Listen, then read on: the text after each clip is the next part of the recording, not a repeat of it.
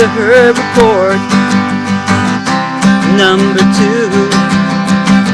the Herb Report is something to do, yeah. Rock and roll, everybody. Welcome to the second cast of the Herb Report. This is June 24th, 2007. Actually, this is the third one I recorded. I had some problems with the audio feature, so if you actually saw a couple of them up there with just me talking without any sound, well, then that was a problem. I decided to try this in Safari instead of Firefox, and I see sound, and I am very happy. Last week, I ran 21 miles, which is the most miles I have ever ran, I think, in my life in a week, and 3 miles every day. And so I was fascinating. I hope this summer to be able to run a marathon in 1 week. So that's 26 miles and 385 yards, if I remember right. That's what a marathon turns out to be in miles instead of kilometers. Anyways, that was it's pretty amazing to be able to do that. And the thing about when you're running, exercise-wise, it does a couple things for you. One, you're going to get in better shape, of course. Your cardio is working out. Your arms are pumping. You're working muscles and whatnot. You're drinking a lot of water because you're thirsty. You need to stay hydrated, and that keeps you from being as hungry. And also, when you eat, you just don't feel like eating as much. And maybe because it's part of the summer, because it's kind of hot out, you just don't usually tend to want to eat as much in the summer. So if you like to get in shape or drop a few pounds this summer, I'd recommend going out and run. It's hot as all get out here in East Texas. I usually go run after the lights go down, so after the sun goes down, actually, so it won't be as hot. I'm still usually drenched afterwards. And one of the big things about running is taking care of your feet and your knees. And I usually like running on the concourse instead of the track. For whatever reason, I get bored running the track. I don't get as bored running the concourse. So what I did was I just used my watch, and I just hit a lap every time I went around, and that helped out a great deal with that. So I don't have to count, and sometimes I kind of get, well, it's just the second mile or third mile. And after running a couple of miles, you just start feeling great. And I'm not breaking any records by any means. And for me right now, it's all about stamina and just keep on going. And I figure if you're out there 30, 40 minutes running, that, hey, that's better than sitting in front of your TV not doing anything. So I recommend that for everybody. Last week was the last week of band camp for me, and it was really fun to have a chance to share some music technology with the kiddos out there. So one of the blogs, someone mentioned that Reason is a good alternative on PC, and that works on Mac as well. The thing about Reason that you really sort of need a MIDI keyboard to make it work well. I mean, it does some loop functions, and actually Acid I think is a lot better of a choice for PC, and I like the way Fruity Loops as well. And that one also, if you have a MIDI keyboard, it does help out with Fruity Loops as well.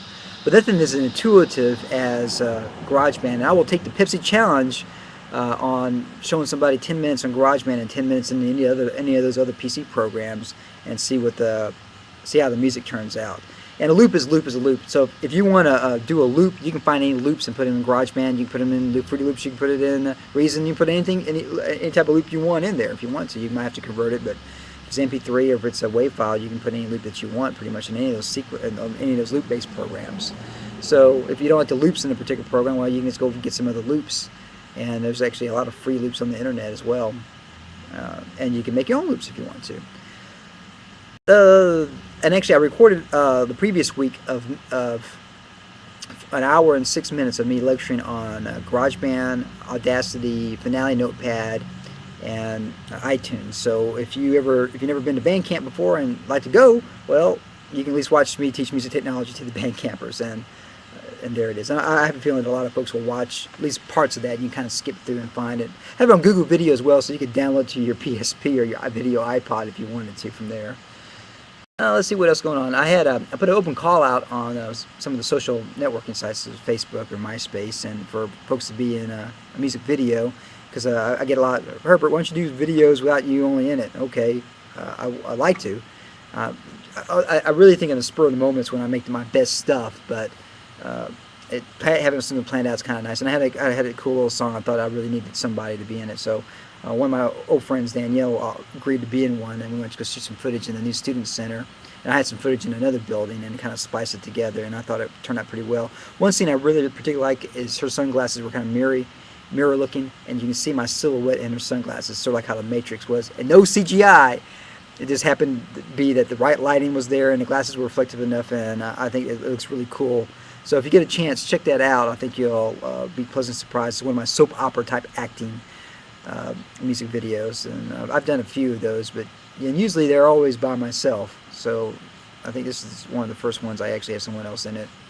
Had a chance to finally go through edit some more footage from the European trip. Ruth and I shot another Ruthie and Herbie, I guess, European special in Europe, and so we had a couple of songs in there. So I'll put two of the songs that we recorded up on the internet, and I hopefully get that footage edited as fast as I can. It just takes time to go through all that, and we got 6 hours of tape to go through. It's just a lot, and I want to make a nice documentary when I just get a chance to sit down and go through all that footage.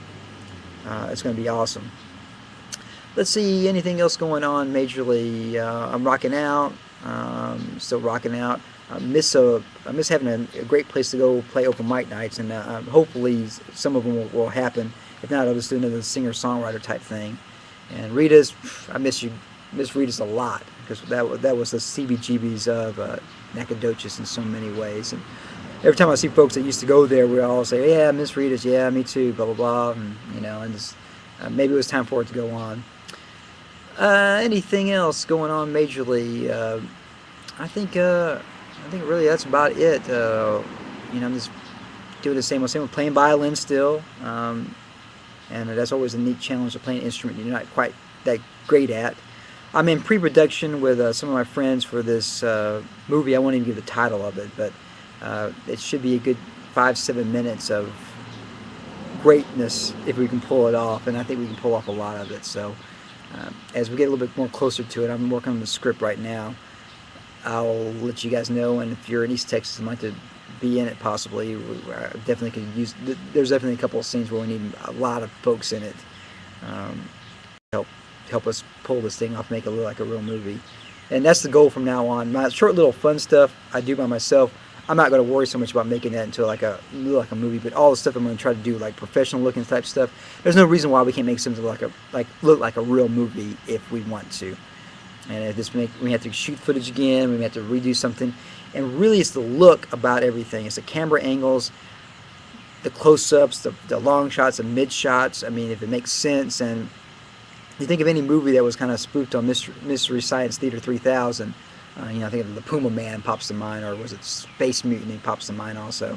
It's really a lot of times it just didn't look like a movie, and the editing was horrible, and sometimes the acting was okay, and that's another thing you can always kind of think is the acting bad. So to make something that looks really good on film, I mean, the script's got to be good, the acting's got to be good, it's got to look good, it's got to be edited well, the music's got to be good, it's got to come out at the right time. So it's all those things roll into one to make something that actually looks like a movie that you actually want, to make something like Raiders of the Lost Ark, or make Star Wars, or Star Wars would have came out 10 years earlier or 10 years later, maybe nobody would have cared. Who knows? But it came out at the right time, and there it is. So thank you all for listening to the second cast, and I'm sorry it's a day late, and next time I think I'll just use Safari and not have to worry about the audio settings, and unless you just want to see my head bobbing around for 10 minutes. Anyways, rock and roll everybody, and here's a quick song to rock you guys out. Rocking out to the Herbcast number 2.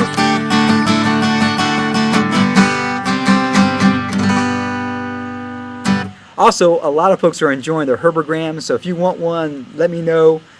Send me out an email, and especially if you're on Facebook, it's easy as I'll get out to do. So let me know, and I think I'm just going to do a thing where if you want me to do it, you just have to do something nice for somebody else. So I'll do it gratis, I think, at this point. So anyways, rock and roll everybody. Have a great night, and I'll just play out until the end of time, which I got another 25 seconds.